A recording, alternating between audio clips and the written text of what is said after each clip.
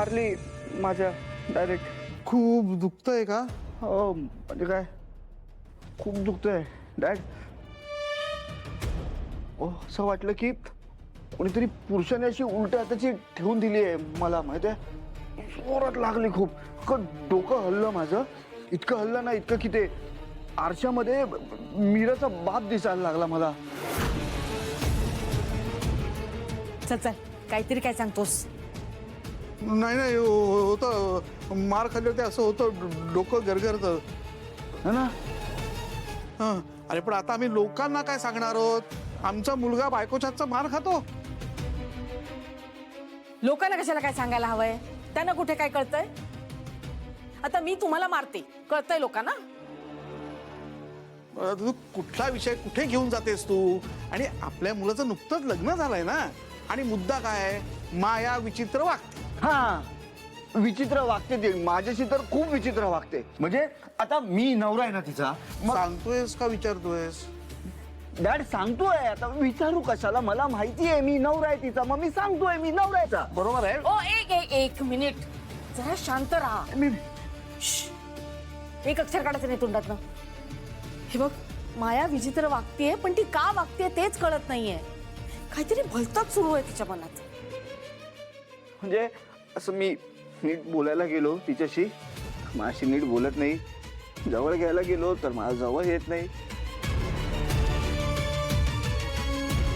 तिलाच वाटत असेल का तिला माझी? नाही रे, एवढा वाईट आहे मी? नेकलेस घेऊन आलो होतो, तिला सरप्राईज देणार होतो. नाही, बस झालं आता. आता बस झालं. मी नवरा आहे तिचा, मी अजित दाखवतो मी काय करतो. शांत बस. तू काहीही करायचं नाहीयेस, कळलं ना? हे बघ, मायाचं काहीतरी बिनसलंय, पण ते होईल नीट. पण एक गोष्ट लक्षात ठेव, तुझ्यापेक्षा मला मायाची गरज जास्त आहे.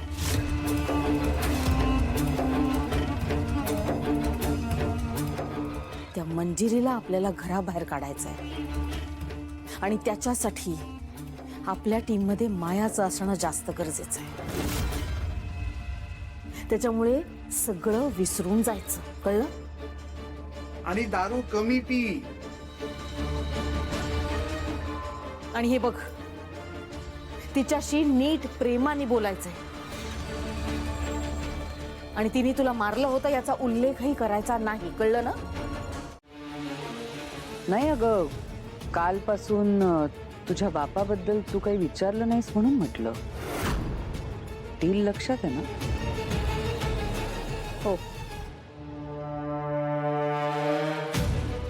चल, उद्या तुझा बाप तुला भेटेल. तयार आहेस ना? मला ना मुळात एक प्रश्न पडलाय मीरा. तुला तुझ्या त्या भिकारड्या बापाची मुळात गरजच काय? नाही, असे किती दिवस उरलेत त्याचे? काय उपयोग काय त्याचा? बोल ना. माझे बाबा नेहमी म्हणायचे, आपल्या हातात काहीच नसतं. आपण कितीही धडपडलो तरी काही गोष्टी घडायच्या तशाच घडतात. आणि जेव्हा असं होतं ना, तेव्हा समजून घ्यायचं, आता सगळं महागौरीच्या हातात आहे. माझ्या बाबांबद्दल सुद्धा असंच झालं. तू माझ्याशी सौदा करण्यासाठी माझ्या बाबांचा आधार घेतलास, पण मी आता सगळं देवी आईवर सोडलंय. मला बाळ होण्यामागे तुझा काहीतरी स्वार्थ आहे, हे स्पष्ट दिसतंय मला. त्यामुळे मी कधीच बाळ जन्माला घालणार नाही.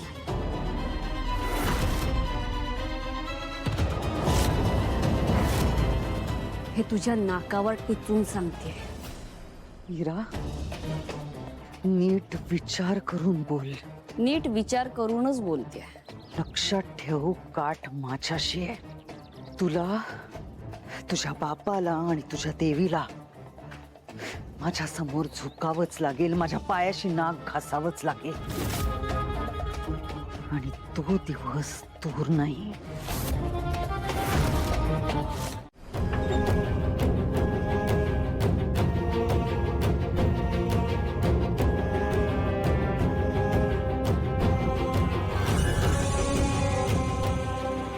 नाही नको, ही माया जादूटोणा करते. ही जर मला बघू शकत असेल तर रिस्क नको घ्यायला.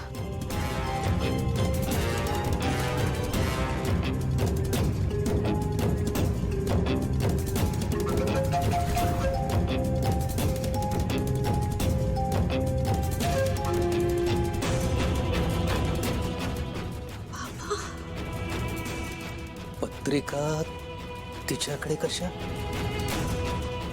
त्याने काय करणार आहे ती?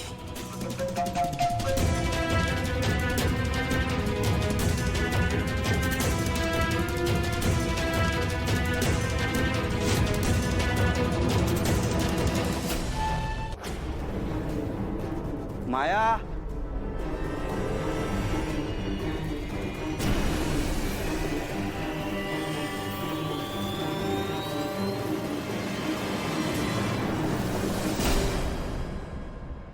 कशी आहेस? बरी आहे का? ना सहज. ऍक्च्युली काहीतरी सांगायचं होतं तुला. काय? तू बॅग पॅक कर. का? कशासाठी, का, कुठे, याचा काही विचार न करता आपण फिरायला जायचंय. हो हो, आपण फिरायला जायचंय. कमॉन, चल बॅग पॅक कर, चल. फिरायला? हो हो, फिरायला जायचंय. आपला हनीमून समज हवा तर. नाही, मला एक काम आहे, मी आले.